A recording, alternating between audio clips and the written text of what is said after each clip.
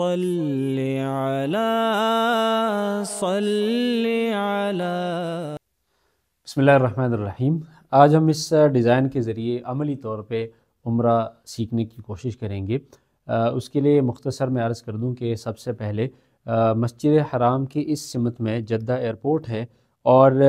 اس کے لیے ضروری ہے کہ جب آدمی عمرہ ادا کرنے کے لیے جاتا ہے تو میقات سے ہی اس نے احرام باندھنا ہوگا، اور جب وہ جدہ ایئرپورٹ پہنچے گا تو وہ احرام کی حالت میں ہوگا۔ ایئرپورٹ سے نکل کر وہ سیدھا اس کے پاس یہ بھی اختیار ہے کہ وہ جا کے آرام کر لے، احرام کی حالت میں وہ آرام کرنے کے بعد عمرہ ادا کرنے چلا جائے، یا اگر وہ سیدھا مسجد حرام آنا چاہتا ہے تو مسجد حرام کے تمام دروازوں میں سے کسی بھی دروازے سے داخل ہو سکتے ہیں۔ اور جیسے ہی آپ مسجد حرام میں داخل ہو جاتے ہیں تو اس کے بعد یہ بیت اللہ کا یہ کونا جو ہے جہاں پہ حجر اسود ہے، یہاں پہ آپ آئیں گے، اور مسجد حرام میں داخل ہو کر جیسے ہی کعبہ پر پہلی نظر پڑ جائے تو یہ دعا کی قبولیت کا وقت ہے، اور اس وقت دعا کر لینی چاہیے۔ اس کے بعد سارے رستے میں آپ تلبیہ پڑھتے ہوئے آئے ہوں گے، تو یہاں پر پہنچ کر آپ نے سب سے پہلے تلبیہ بند کر دینا ہے۔ دوسرے نمبر پر آپ نے یہ کرنا ہے کہ احرام جو آپ نے پہنا ہوگا اس میں استباع کرنا ہے۔ استباع یہ سنت طریقہ ہے، اور اس کا طریقہ یہ ہے کہ جو احرام آپ نے پہنا ہوگا اس کو دائیں کندھے کے نیچے سے گزار کے بائیں کندھے پہ ڈالیں گے تاکہ آپ کا دایاں کندھا خالی رہے۔ تو یہ طواف سے پہلے آپ دایاں کندھا خالی کر دیں گے۔ اس کے بعد یہاں پہ آ کے یہ جو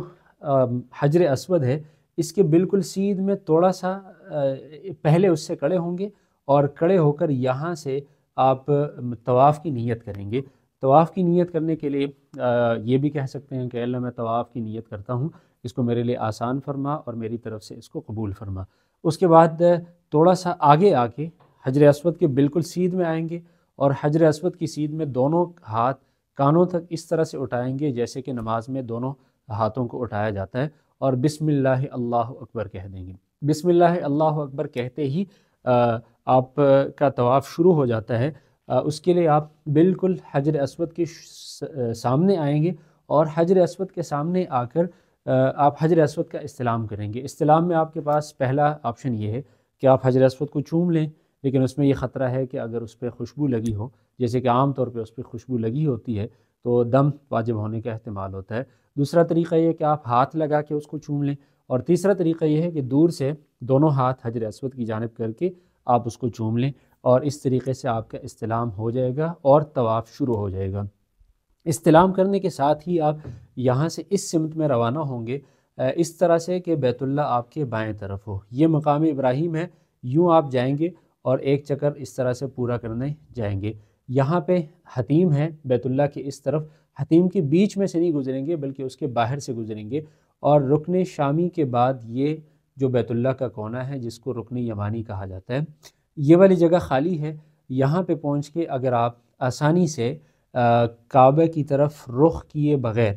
دائیں ہاتھ سے اگر اس کونے کو آپ ہاتھ لگا سکتے ہیں تو یہ بھی سنت طریقہ ہے، اور اگر آپ ہاتھ نہیں لگا سکتے تو ہاتھ لگا، یا رش ہے تو آپ ہاتھ لگائے بغیر یہاں سے جائیں گے۔ یہ رکن یمانی اور حجر اسود کے درمیان والا جو یہ جگہ ہے، یہاں پہ حضور اکرم صلی اللہ علیہ وسلم سے ثابت ہے کہ وہ ربنا آتنا فی الدنیا حسنہ وفی الآخرۃ حسنہ وقنا عذاب النار یہ دعا پڑھا کرتے تھے۔ اس کے علاوہ طواف کے دوران آپ کوئی بھی دعا پڑھ سکتے ہیں، اپنی زبان میں بھی پڑھ سکتے ہیں، اور عربی زبان میں بھی جو مسنون دعائیں ملتی ہیں وہ بھی پڑھ سکتے ہیں۔ اس طریقے سے جب آپ کا ایک چکر مکمل ہو جائے گا تو چکر مکمل ہونے کے بعد حجر اسود کے بالکل سیدھ میں آ کر یہاں پہ گرین لائٹ لگی ہوگی، اس سے آپ کو اندازہ ہو جائے گا کہ یہ حجر اسود کے بالکل سیدھ میں آپ پہنچ چکے ہیں۔ یہاں پہ پہنچ کے آپ دوبارہ اسی طریقے سے استلام کریں گے، دور سے ہاتھ کا اشارہ کر کے بسم اللہ اللہ اکبر کہہ کر بسم اللہ اللہ اکبر کہہ کر ہاتھوں کو چومیں گے۔ ایک اور چیز کی طرف میں اشارہ کرنا اس وقت ضروری ہے کہ طواف کرتے ہوئے پورے طواف کے دوران آپ استباع کریں گے، یعنی آپ کا دایاں کندھا خالی رہے گا۔ دوسرا جو عمل مسنون ہے اس کو رمل کہا جاتا ہے۔ رمل کا طریقہ یہ ہے کہ آپ پہلے 3 چکروں میں اکڑ کے چلیں گے، پہلوانی دکھاتے ہوئے چلیں گے، دونوں قدموں کو قریب قریب رکھیں گے، اور تھوڑا سا تیز رفتاری کے ساتھ اس طرح سے چلیں گے گویا آپ پہلوانی دکھا رہے ہیں۔ اور اگر رش بہت زیادہ ہے تو آپ تیز نہیں جا سکتے تو پھر اپنی جگہ پر اس طرح سے ممکنہ حد تک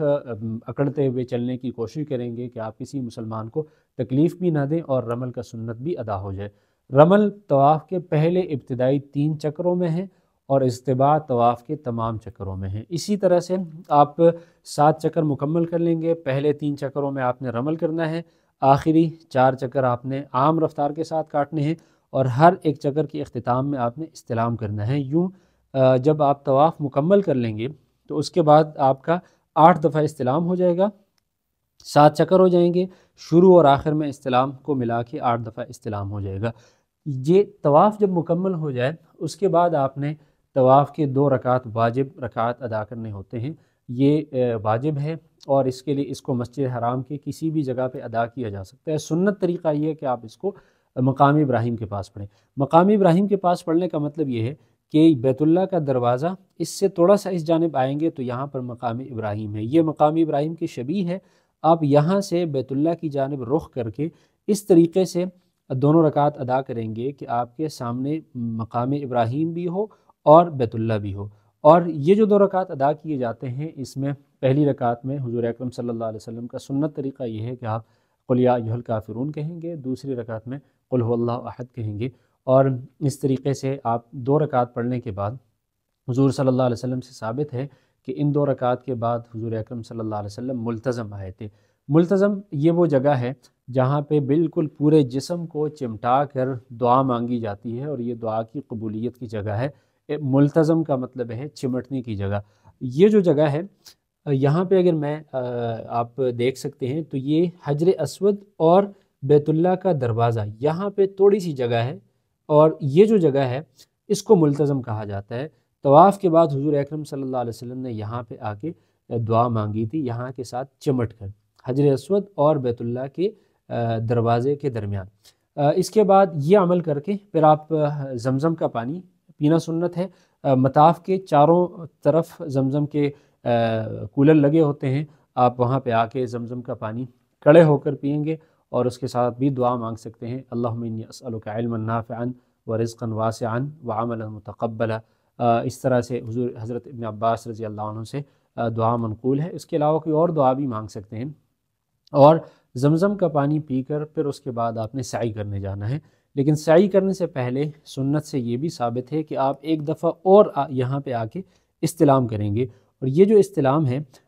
یہ استلام اس کے ساتھ 9 دفعہ استلام ہو جائے گا، یعنی طواف کے دوران آپ نے 8 دفعہ استلام کیا اور اس کے ساتھ یہ 9 دفعہ استلام ہو گیا۔ طواف کے دوران تلبیہ پڑھنا نہیں ہے، جیسی ہی آپ پہلا چکر شروع کریں گے تو اس کے ساتھ ہی تلبیہ ختم ہو جائے گا۔ طواف مکمل کر لینے کے بعد پھر آپ نے سعی کے لیے جانا ہے۔ تو یہ جو مقام ابراہیم ہے اس سمت میں آگے دروازہ بنا ہوا ہے، وہاں سے آپ نکلیں گے اور نکل کر صفا پہ آئیں گے اور صفا پہ پہنچ کے آپ نے سعی کرنی ہے۔ سعی کرنے کا طریقہ یہ ہے کہ یہاں پہ آپ نے پہلے سعی سے پہلے 9 دفعہ استلام کیا ہوگا، صفا پہ پہنچ کے آپ بیت اللہ کی جانب رخ کریں گے اور بیت اللہ کی جانب رخ کر کے آپ دعائیں پڑھیں گے، درود شریف پڑھیں گے، اللہ اکبر لا الہ الا اللہ، اس کے علاوہ مسنون اذکار کریں گے، اور یہ دعا کی قبولیت کا وقت ہے۔ اور یہ صفا اور مروہ کی سعی یہ حضرت حاجر علیہ السلام کے اس عمل کے یادگار کے طور پہ حاجی یہاں پہ سعی کرتے ہیں کہ حضرت اسماعیل علیہ السلام کے لیے پانی کے تلاش میں جو انہوں نے یہاں پہ دقت اٹھائی تھی اور 7 چکر کاٹے تھے، اس کے یادگار کے طور پہ حاجیوں کو حکم دیا گیا ہے۔ تو صفا پہ آپ ذکر اذکار اور دعاؤں سے فارغ ہو کے اس جانب یعنی دائیں جانب سے ہو کے مروہ کی طرف جائیں گے، اور تھوڑا سا آگے جا کے یہاں پر گرین لائٹیں لگی ہوئی ہیں جس کو میلین اخضرین کہا جاتا ہے، وہاں پر حاجی دوڑتے ہیں، یعنی عام رفتار سے تیز چلتے ہیں، اور یہ حضرت حاجر علیہ السلام کے اس عمل کی یادگار کے طور پہ ہے، صرف مردوں کے لیے، خواتین کے لیے یہاں پہ دوڑنا نہیں ہے۔ جیسے ہی گرین لائٹ شروع ہو جائے وہاں سے آپ دوڑنا شروع کر دیں گے، آگے جا کے یہاں پر گرین لائٹ ختم ہو جائے گی اور وہاں پہ آپ دوڑنا بند کر دیں گے۔ یہ جو درمیانی جگہ ہے دوڑتے ہوئے حضور اکرم صلی اللہ علیہ وسلم سے جو دعا ثابت ہے وہ ہے رب اغفر ورحم انک انت الاعز الاکرم، یہاں پہ دوڑتے ہوئے آپ یہ دعا پڑھیں گے۔ اس کے علاوہ سعی کے دوران آپ ذکر و اذکار کر سکتے ہیں، دعائیں پڑھ سکتے ہیں۔ حدیث میں آتا ہے کہ سعی کو اذکار کے لیے اور دعاؤں کے لیے مقرر کیا گیا ہے، تو آپ ذکر و اذکار اور دعائیں کر سکتے ہیں۔ یہاں سے آتے ہوئے مروہ پہنچیں گے،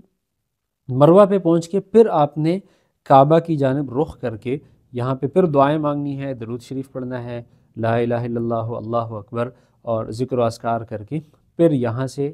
چلنا ہے۔ یہاں سے چلتے ہوئے پھر جب آپ میلین اخضرین کے پاس پہنچیں گے تو یہاں پہ دوڑیں گے، عام رفتار سے تیز چلیں گے، اور گرین لائٹیں ختم ہو کے ہی آپ دوڑنا بند کر دیں گے، پھر صفا پہنچیں گے۔ یہ 2 چکر ہو گئے آپ کے۔ طواف میں جب آپ پورا 1 چکر کاٹتے ہیں تو یہ 1 چکر شمار کیا جاتا ہے۔ یہاں پہ صفا سے مروہ 1 چکر ہے، پھر مروہ سے صفا دوسرا، پھر تیسرا مروہ تک، پھر چوتھا صفا تک، پھر 5واں مروہ تک، پھر چھٹا صفا تک، پھر 7واں چکر مروہ پہ آ کے ختم ہو جائے گا۔ صفا اور مروہ دونوں جگہ پہ پہنچ کے آپ نے بیت اللہ کی جانب رخ کر کے دعائیں مانگنی ہے، ذکر و اذکار کرنے ہیں، اور یہ دعاؤں کی قبولیت کا مقام ہے۔ جیسے ہی آپ کے 7 چکر مکمل ہو جائیں گے تو مروہ پہ یہاں پہ خالی جگہ ہوتی ہے، کسی مسلمان کو تکلیف دیے بغیر اگر آپ کو آسانی سے خالی جگہ میسر آ جائے تو یہاں پہ بھی 2 رکعت پڑھنا مستحب ہے، اور یہ 2 رکعت جب آپ پڑھ لیں گے، یہ مستحب ہے کرنا، اس کو پڑھنا ضروری نہیں ہے۔ یہ 2 رکعت پڑھنے کے ساتھ ہی آپ کے عمرے کے بنیادی افعال مکمل ہو جاتے ہیں۔ اس کے بعد احرام سے نکلنے کے لیے آپ نے سر کے بال منڈوانے ہیں یا تراشنے ہیں۔ منڈوانا افضل ہے، اس لیے کہ حضور اکرم صلی اللہ علیہ وسلم نے سر کے بال منڈوانے والوں کے لیے 3 دفعہ دعائے مغفرت کی ہے، اور تراشنے والوں کے لیے 1 دفعہ دعائے مغفرت کی ہے۔ سر کے بال آپ حرم کے حدود میں کہیں بھی منڈوا سکتے ہیں۔ اگر آپ مسجد حرام کے پاس سر کے بال منڈوانا چاہتے ہیں تو اس کے لیے آپ یہاں سے جائیں گے، یہ شاہی محل ہے، اس کے پاس سے گزر کے آپ کلاک ٹاور آئیں گے، یہاں پہ کلاک ٹاور کے ساتھ صفوہ ٹاورز ہیں، اور ادھر حجاموں کی دکانیں ہیں، یہاں پہ جا کے آپ سر کے بال منڈوا سکتے ہیں۔ سر کے بال منڈوا کر آپ عمرے کے احرام کی تمام پابندیوں سے نکل جاتے ہیں۔ احرام شروع ہونے کے ساتھ ہی کچھ پابندیاں آپ پر عائد ہو گئی تھی، جیسے خوشبو استعمال نہیں کر سکتے، احرام کے دوران بال نہیں کاٹ سکتے، سلے ہوئے کپڑے نہیں پہن سکتے۔ بال کاٹنے کے ساتھ ہی یہ پابندیاں ختم ہو جاتی ہیں، اور اس کے بعد آپ خوشبو بھی لگا سکتے ہیں، سلے ہوئے کپڑے بھی پہن سکتے ہیں۔ خواتین کے لیے سر کے بال کے آخر میں سے 1 پورے کے بقدر یا تو وہ خود کاٹ سکتی ہیں یا کسی محرم سے وہ بال کٹوا سکتی ہیں۔ اس کے ساتھ ہی عورتوں کی بھی تمام پابندیاں ختم ہو جاتی ہیں، اور مردوں اور خواتین کے اس میں عمرے میں فرق یہ ہے کہ جب مرد یہاں پہ اصطباع کرتے ہیں یا رمل کرتے ہیں تو خواتین پہ نہ رمل ہے اور نہ اصطباع ہے۔ اسی طرح میلین اخضرین میں مرد دوڑتے ہیں جبکہ خواتین کے لیے دوڑنا نہیں ہے۔ مرد سر کے سارے بال منڈواتے ہیں جبکہ خواتین کے لیے آخر میں 1 پورے کے بقدر بال کاٹنے ہیں۔ احرام میں پابندی یہ ہے کہ مرد سر بھی کھلا رکھتے ہیں، چہرہ بھی کھلا رکھتے ہیں، خواتین سر نہیں کھلا رکھ سکتی، چہرے کو اس طرح سے کھلا رکھنا ہے کہ پردہ بھی ہو جائے اور چہرے پر کپڑا بھی نہ رہے۔ مردوں کے لیے ضروری ہے کہ وہ پاؤں میں اس طرح کا چپل استعمال کریں گے کہ اس میں پاؤں کی ابری ہوئی ہڈی خالی ہو، جبکہ خواتین کے لیے جراب استعمال کرنا یا جوتے استعمال کرنا یہ جائز ہے۔ اس کے علاوہ اکثر افعال میں مردوں اور خواتین میں فرق نہیں ہے۔ تو سر کے بال منڈوا کے آپ کا عمرہ مکمل ہو جاتا ہے اور آپ عام حالت میں آ جاتے ہیں، احرام کی پابندیوں سے نکل جاتے ہیں، اور اس کے ساتھ ہی عمرے کے سارے افعال مکمل ہو جاتے ہیں۔ صلی علی